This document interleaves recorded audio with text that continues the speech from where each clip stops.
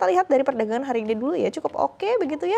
Tadi juga ada beberapa rilis data yang rilis oleh Badan Pusat Statistik, data inflasi, kemudian juga neraca dagang, kemudian juga ada data dari PMI, juga begitu dari S&P Global begitu. Nah, seperti apa Anda melihat kombinasi data-data terbaru ini juga cukup terefleksi oleh optimisme para pelaku pasar kita di market?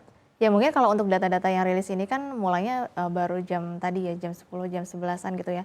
Mungkin ini efeknya di sesi 2 nanti. Tapi sebenarnya kalau teman-teman perhatikan dari opening itu sudah mulai menghijau ya pergerakan pasar kita, itu sebenarnya didorong oleh beberapa emiten terutama konglomerat yang sudah merilis kinerja keuangannya di pekan kemarin itu mulai terapresiasi di hari ini.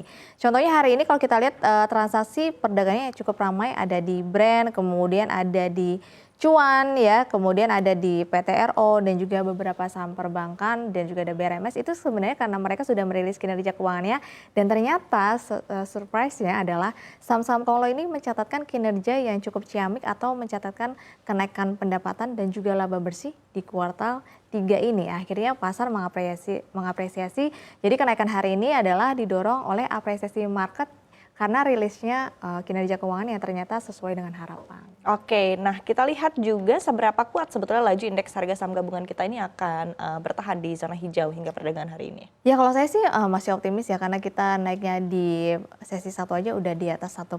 Apalagi kan hari ini ada data rilis yang menurut saya bisa menjadi penopang IHSG masih lanjut di sesi 2. Karena ternyata data inflasi kita naik ya, kalau kita lihat data inflasi kita cukup baik juga gitu ya, masih di level kisaran targetnya BI yaitu ada di 2,86%, itu dari sebelumnya 2,65%.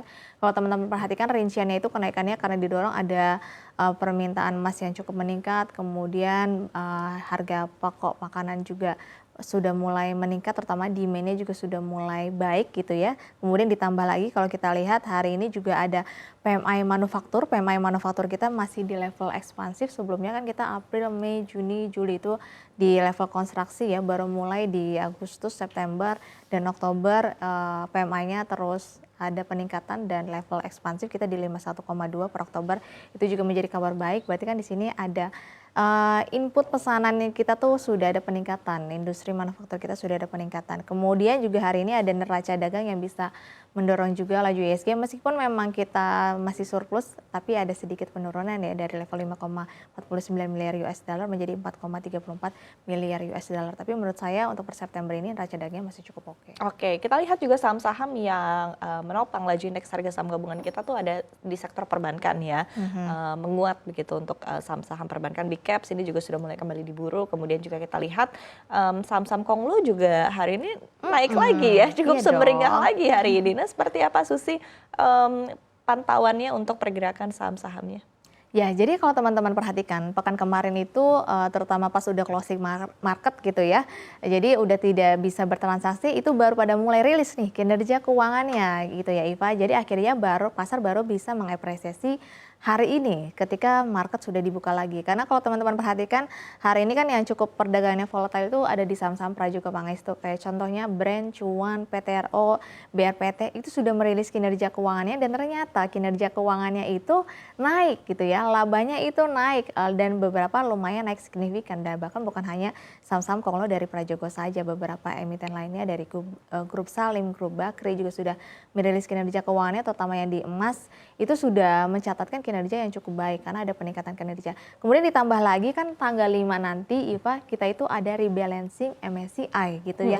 Nah, di mana rebalancing MSCI itu diproyeksikan bahwa Brent dan juga BRMS punya Prajogo dan juga punya si Bakri ini ya diperkirakan akan masuk ke dalam indeks MSCI gitu. Tapi ada potensial beberapa emiten seperti Cuan, Kalbe Farma, ICBP, INDF itu akan keluar dari indeks MSCI. Jadi menurut saya sih ada sedikit turnaround ya, nanti ada perubahan, tapi justru yang masuk ini kan adalah yang saat ini sedang banyak dibicarakan, bisnisnya juga sedang berkembang.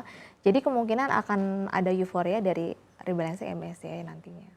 Oke, kemarin kan sempat menjadi kekhawatiran para pelaku pasar begitu ya akan pergantian metodologi dari MSCI sendiri begitu, sehingga akan berpengaruh juga begitu. Kita lihat juga ada beberapa respon cukup besar begitu dari market di momen kita mengetahui bahwa ada rencana perubahan untuk metodologi penilaian dari MSCI begitu. Nah, apakah artinya kekhawatiran dari para pelaku pasar ini sudah mulai reda begitu, dan pelaku pasar juga sudah mulai optimis kira-kira saham-saham mana saja begitu nanti akan masuk bongkar pasang dari MSCI ini akan sesuai begitu dengan prediksi dari para pelaku pasar. Ya sebenarnya kalaupun nanti memang metodenya itu benar-benar diganti, menurut saya itu akan menjadi kekhawatiran pasar. Itu kan nanti kan baru mulai perhitungannya itu kan di Desember, tapi baru efektifnya itu atau diumumkannya itu dia kurang lebih sebelum 30 Januari 2026. Nah menurut saya memang kalau misalkan nanti free float-nya ini turun gitu, tentu saja ini bukan menjadi kabar baik. Kenapa? Karena yang tadinya dia udah cukup nih free float-nya, tapi karena diturunkan yang banyak yang dimasukkan non free float, itu kan berarti kan untuk mencari free float-nya itu kan menjadi lebih sulit. Akhirnya yang tadinya harusnya udah masuk di indeks MSCI dari peraturan lama, dengan peraturan baru jadinya nggak bisa masuk, dia harus nambah free float lagi. Sebenarnya itu bukan menjadi kabar baik, tapi harapannya semoga indeks MSCI tidak mengubah lebih dulu ya. Jadi pasar harus euforia dulu nih sampai akhir tahun, setidaknya sampai kuartal 1 2026.